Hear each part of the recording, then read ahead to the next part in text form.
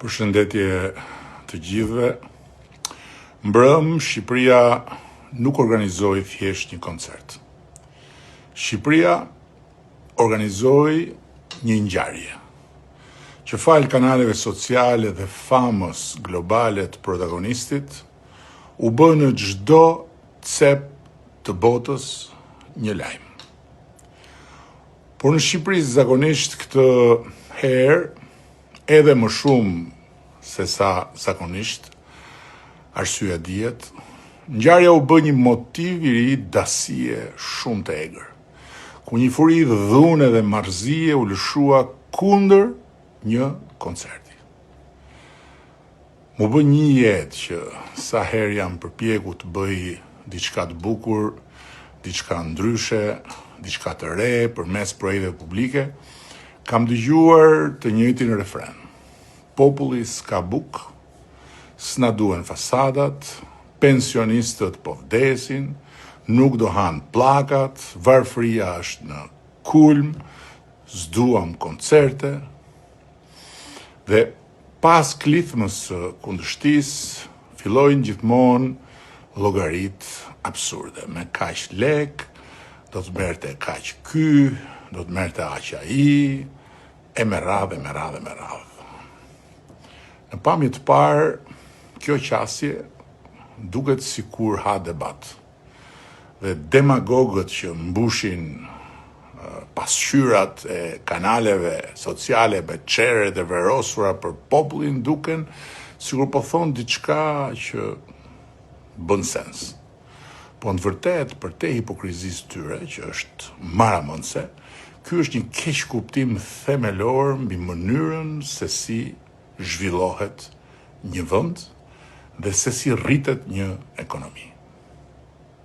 Sepse zhvillimi nuk është një buk me një masi fikse ku çdo euro që ndahet për një koncert i hiqet një pensionisti, i hiqet një smuri apo i hiqet një nxënësi.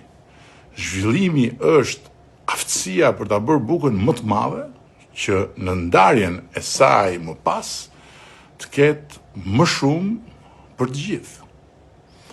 Dhe koha e ka treguar këtë qysh me rilindjen urbane, e cila ndryshoi energjinë e qyteteve dhe krijoi një reakcion zinxhir zhvillimesh shumë pozitive, ku nga ngjyrat u kalua tek forma, nga forma u krijua një zinxhir i ri zhvillimor. U rrit konsumi, u rritën të ardhurat, u rritën investimet, u rrit punësimi dhe patjetër u rrit edhe ekonomia së bashku me pritshmëritë. Prandaj, pyetja më e rëndësishme nuk është thjesht sa kushton, por edhe sa vlerë krijon. Një shpenzim mbaron në çastin që ai bëhet, ndërsa një investim vazhdon të prodhoj vlerë edhe pasi është bërë. Një koncert madhështor nuk lë pas vetëm një shenjë të bukur në kujtesën atyre që e shijuan. Ai lë para në arkat e hoteleve të mbushura, të restoranteve plot, të kafeneve, të dyqaneve, të sipërmarrjeve që merren me transportin, që merren me sigurinë, me teknikën, me logjistikën dhe patjetër të gjithë atyre që bëhen pjesë e organizimit të tij. Ai krijon fitime për biznesin, krijon mundësi pune për njerëzit e angazhuar, duke mbledhur njëkohësisht edhe të ardhura për shtetin përmes taksave mbi atë vlerë të shtuar, si dhe miliona sy të drejtuar nga Shqipëria. Ai tregon botës se ky është një vend ku edhe kur ka protesta, ka mikpritje, ka siguri dhe mund të organizohen ngjarje të mëdha me pasion dhe me profesionalizëm. Një vend i lirë, demokratik, ku s'duhet kesh asnjë droje që të vish, të pushosh, të rikthehesh dhe të mendosh të investosh. Parafituroni se si ka shkuar ky mesazh tek ata të huaj që kanë rezervuar të vinë në javët e muajit në vijim dhe ndërkohë ishin duke menduar anullimin e rezervimeve për pushime për shkak të protestës. Siç ndodhi në qershor, ku pas një maj fantastik, prurje të ranë, duke goditur në fakt ekonominë e shumë familjeve që jetojnë me turizmin. Dhe merrim me mend tani se çfarë impakti negativ do të kishte anullimi i koncertit më të madh që Shqipëria ka organizuar ndonjëherë. Po jo vetëm për turizmin, po edhe për investitorët e huaj. Sepse investimet e huaja nuk shkojnë thjesht aty ku ka ligjet favorshme dhe taksa konkurruese, po shkojnë aty ku rreth parë ka besim, ka energji, ka reputacion, ka ambicie, ka siguri pa diskutim dhe ka një shoqëri që beson tek e ardhmja e vet dhe që ka guxim për ditë ta shohë ardhmen me një sy të ri. Askush nuk investon në një vend që ka frikë, ka vetja. Kapitali ndjek në radhë të parë besimin, pastaj sigurisht bën dhe llogaritë e fitimit. Qytete si Vjena, Londra, Parisi apo Singapori na i kanë zgjidhur me kohë e me vakt dilemat e ndarjes së bukës zhvillimit, duke u bërë lider të industrisë, kulturës, të sportit dhe të argëtimit. Ata konkurrojnë për të sjellë artistët dhe eventet më të mëdha të botës, sepse e kanë kuptuar, e kanë testuar dhe provuar prej kohësh që pyetja e dur nuk është sa kushton një aktivitet kulturor, por sa ekonomi gjeneron, sa turist, pra konsumator tërheq, sa investime frymëzon dhe sa prestigj ndërton. Shqipëria e sotme nuk duhet të pyes vetëm sa kushton. Shqipëria e sotme që synon ligën e kampionëve të mesdheut turistik duhet pyes me patjetër sa vlerë krijohet nga ky investim. Dhe mos e harroni që ka një varfëri shumë më të madhe dhe shumë më të rrezikshme për një vend se sa mungesa e të ardhurave të mjaftueshme. Varfëria e aspiratave. Për një vend dhe për çdo. Kush është i varfër në aspirata është i dënuar të mbetet shumë më mbrapa se sa mundësitë që ai realisht ka, si vend apo si individ. Kush e shes çdo ide të guximshme si të nxituar. Dhe kush e shes çdo sukses si të dyshimt, nuk e lufton, po vetëm e ushqen varfërinë. Varfëria nuk luftohet duke mos bërë koncerte, po duke bërë edhe koncerte. Sepse një vend nuk bëhet kur dot i pasur duke menduar vetëm për barkun e jo edhe për shpirtin.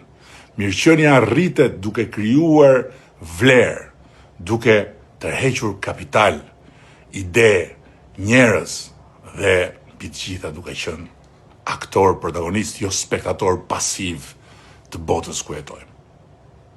Pensionet nuk paguhen nga pesimizmi. Spitalet nuk ndërtohen nga refuzimi i çdo nisme të madhe.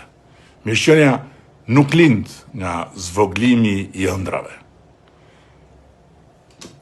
Ajo lind nga guximi për të parë më larg, për të synuar më lart dhe për të krijuar më shumë vlerë, duke pasur kurajon gjithmonë për të guxuar më shumë.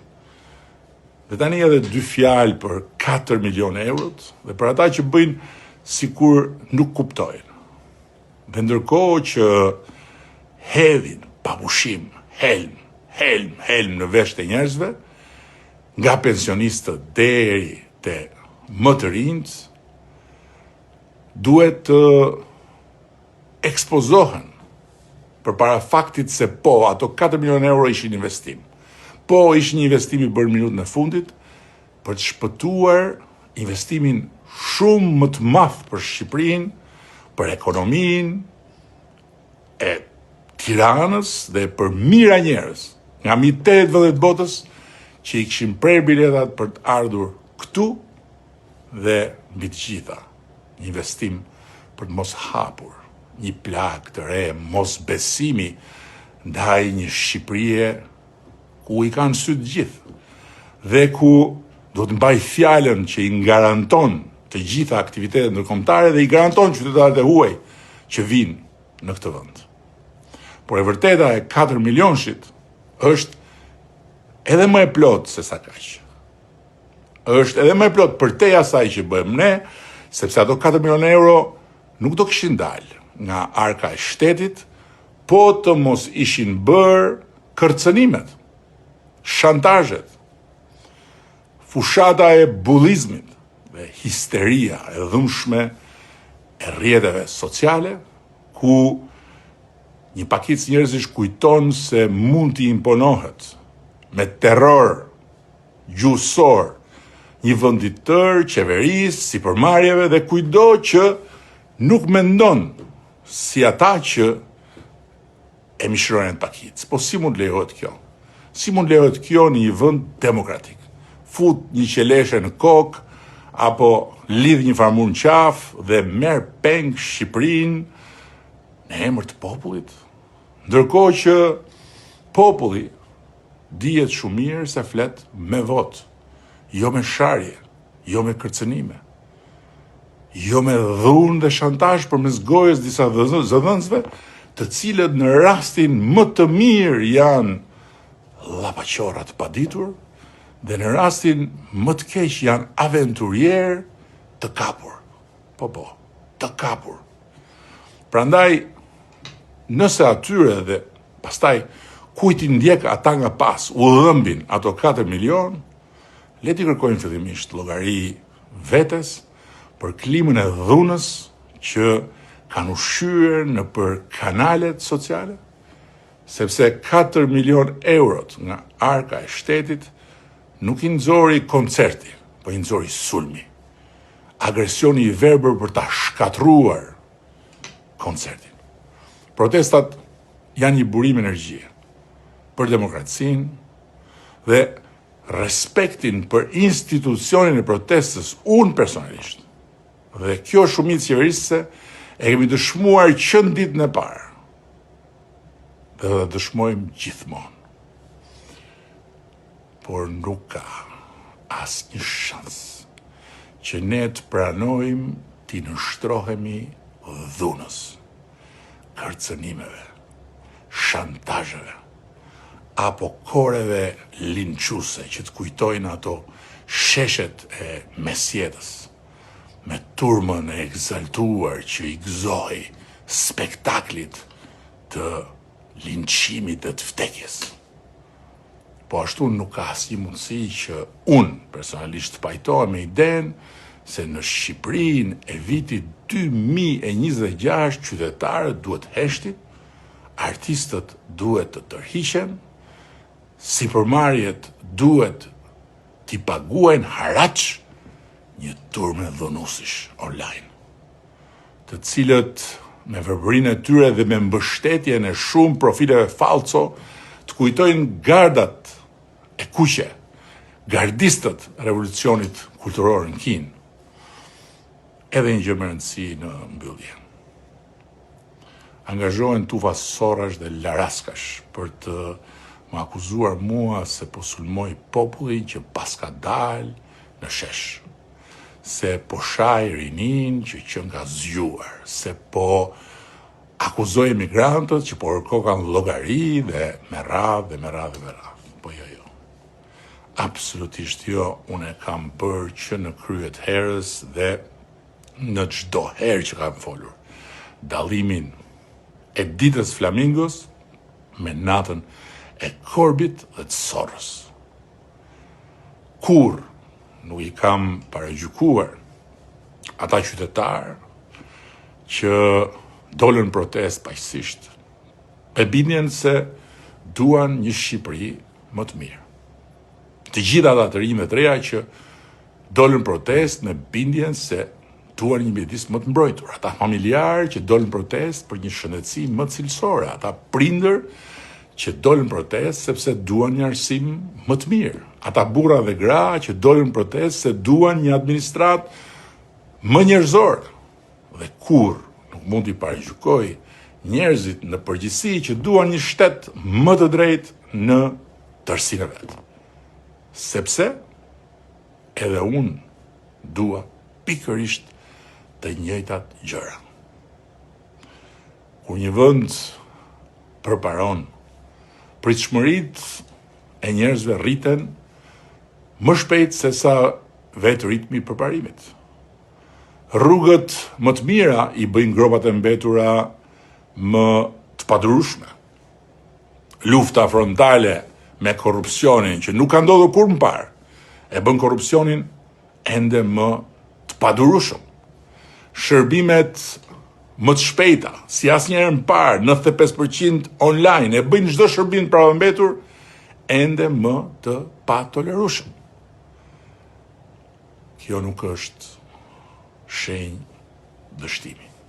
Është shenja më e qartë, më e sigurt, më kuptimplot se shoqëria kërkon gjithnjë dhe më shumë, dhe detyra jonë nuk është që t'i ulim pritshmëritë e qytetarëve, as t'i shohim pakënaqësitë e tyre si kundërshti ndaj nesh, por të gushtojmë çdo ditë hendekun mes asaj që kemi arritur dhe asaj që ata me të drejtë presin nga ne.